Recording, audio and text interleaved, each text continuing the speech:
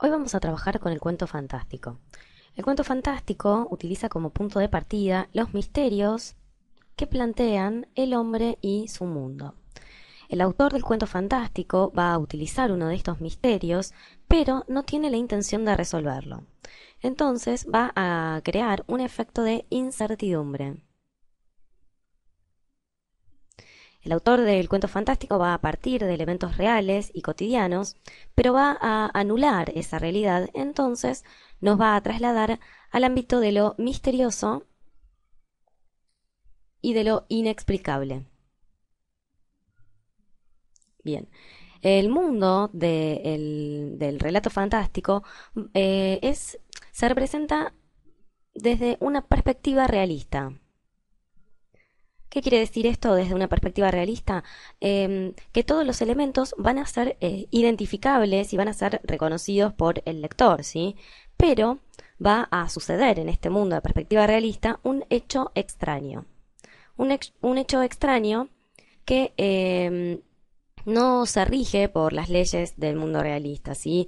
Es decir, va a ser un misterio, por ejemplo, que no tiene explicación, ¿sí? Entonces va a generar nuevamente el efecto de incertidumbre. Vamos a ver cuáles son los temas del cuento fantástico que generan, ¿sí? De alguna manera, estos efectos de este efecto de incertidumbre. Bien, uno de los temas es la figura de el doble. ¿Sí? La sensación de no ser único en la vida o de tener un alter ego o un otro yo provoca una sensación perturbadora. Otro de los temas característicos del cuento fantástico son las alteraciones del tiempo y del espacio. Alteraciones de tiempo y espacio. En este caso, entonces, el tiempo y el espacio están alterados, ¿sí? Por ejemplo, representado con tiempos detenidos o realidades paralelas, etc. Otra de las características, otro de los temas del cuento fantástico es la mezcla entre la realidad y el sueño. Aquí lo que se va a poner énfasis en que no sabemos dónde empieza el sueño, ¿sí? Y dónde empieza la realidad. Entonces, nos va a generar una sensación perturbadora acerca de cuál de estos dos mundos es el verdadero o el real. Bien, otro de los temas del cuento fantástico es la idea de las apariciones o los fantasmas. Bien, aquí lo que vamos a encontrar son seres sobrenaturales que marcan dos mundos. Y una última característica con la que vamos a trabajar es con la de las mutaciones o las transformaciones. Mutaciones o transformaciones. ¿Sí? Todo lo que tenga que ver con los cambios en donde un ser, ¿sí? O una cosa se va a convertir en algo completamente distinto de lo que era. Ahora bien, los personajes, ¿sí? Dentro del mundo fantástico van a estar representados de una manera muy típica, ¿sí? Van a ser comunes y corrientes. Lo que se quiere lograr con esto es que el lector pueda identificarse en esa realidad. Por otro lado, las nociones de tiempo y espacio, como dijimos anteriormente, van a estar alteradas y lo que va a suceder, lo que sucede generalmente en los cuentos fantásticos, es una ruptura entre, entre el espacio y el tiempo. Vamos a ver un pequeño fragmento, ¿sí? De un cuento que se llama La soga de Silvina Ocampo. Bien, vamos a comenzar a leerlo y ver qué marcas podemos encontrar del cuento fantástico. El cuento dice así: a Antoñito López le gustaban los juegos peligrosos, subir por la escalera de mano del tanque de agua, tirarse por el tragaluz del techo de la casa, encender papeles en la chimenea. Estos juegos lo entretuvieron hasta que descubrió la soga vieja que servía otrora para atar los baúles, para subir los baldes del fondo del aljibe y en definitiva para cualquier cosa.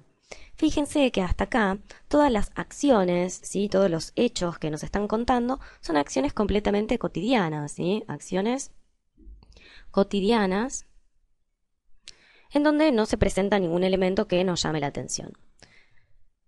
Entonces, hablando de la soga, dice, sí, los juegos lo entretuvieron hasta que la soga cayó en sus manos.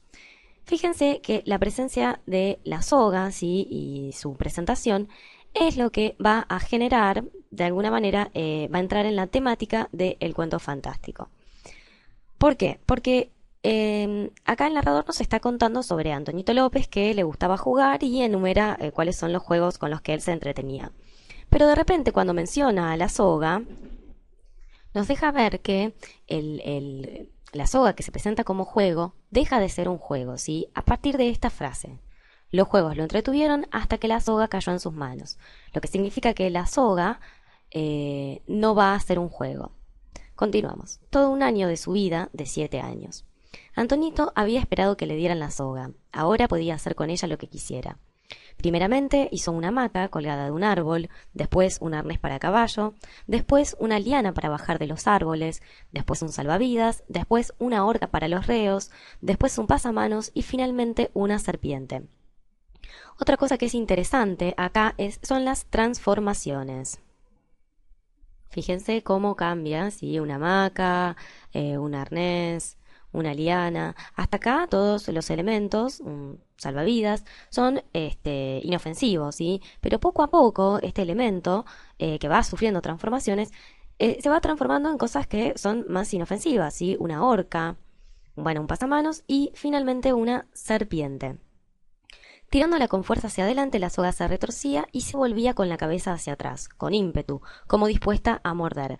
Fíjense aquí entonces cómo la soga, ¿sí? Ese elemento, esa cosa totalmente cotidiana, va tomando características, ¿sí? Humanas o de seres vivos, ¿sí? Por ejemplo, el hecho de morder.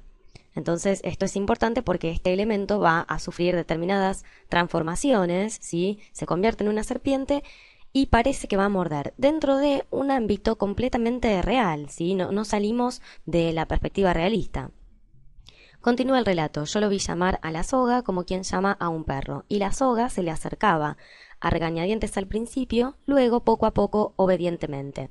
Aquí la figura del narrador, ¿sí? Yo lo vi llamar a la soga como quien llama a un perro, es muy importante porque lo que hace es darle veracidad a este relato, ¿sí? Aquí el narrador está diciendo, yo puedo decir que estas cosas que sucedieron son ciertas. Y lo que nos está diciendo que es cierto es que la soga toma características que son de los seres vivos, ¿sí? Por ejemplo, la de un perro. La soga parecía tranquila cuando dormía sobre la mesa o en el suelo. Nadie la hubiera creído capaz de matar a nadie. Y aquí en esta última frase se va a instalar la idea de la incertidumbre acerca de qué es lo que sucedió verdaderamente con la soga, ¿sí? Es decir, acá nos da la idea de que la soga ha matado a alguien.